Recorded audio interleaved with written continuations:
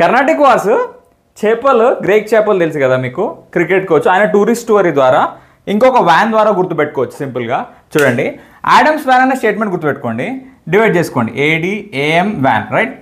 AD ఏంటంటే first Carnatic war అడయార్లో జరిగింది, ఏడి ఆ లాజిక్ అది. Next AM second Carnatic war అంబర్లో జరిగింది, దాని లాజిక్ అది.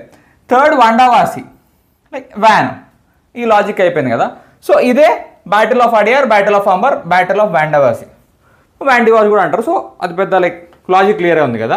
ఇక్కడ టూరిస్ట్ స్టోరీ అన్న కదా, యాక్చువల్లీ ఈ ట్రీటీ ఆఫ్ ఎక్సెలా చాపెల్ ఇది ఫస్ట్ కర్ణాటిక్ వార్. కానీ గ్రేక్ చాపెల్ అని గుర్తుపెట్టుకోండి. క్రికెట్ కోచ్ అందరికి తెలుసు, ఇండియన్ క్రికెట్ కోచ్, పాత కోచ్. ఆయన ఏం చేసిండు, ప్యారిస్ పోదాం అనుకున్నాడు. ఎట్లా పోయిండు ప్యారిస్?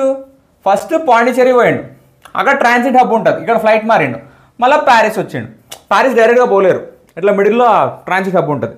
సో పాండిచేరి, ప్యారిస్ అంటే ఎట్లా గుర్తుపెట్టుకోవాలంటే ఇది ఇండియాలోనే ఉంది, ఫస్ట్ దీనికి పోతాడు, తర్వాత బయటకు పోతాడు ప్యారిస్కి, అది లాజిక్ ఇక్కడ. సో ఎప్పుడైనా అడిగితే ఇవే క్వశ్చన్స్ అడుగుతాడు. ఫస్ట్ కర్ణాటిక్ వార్ ట్రీటీ ఏంది, సెకండ్ కర్ణాటిక్ వార్ ట్రీటీ ఏంది, థర్డ్ కర్ణాటిక్ వార్ ఏంది. ఒకవేళ ఇయర్స్ అడగండి అనుకోండి, ఇక్కడ ఇంకో లాజిక్ ఉంటుంది చూడండి. 46 to 48 ఎంత? 2 years. 49 to 54 5 years.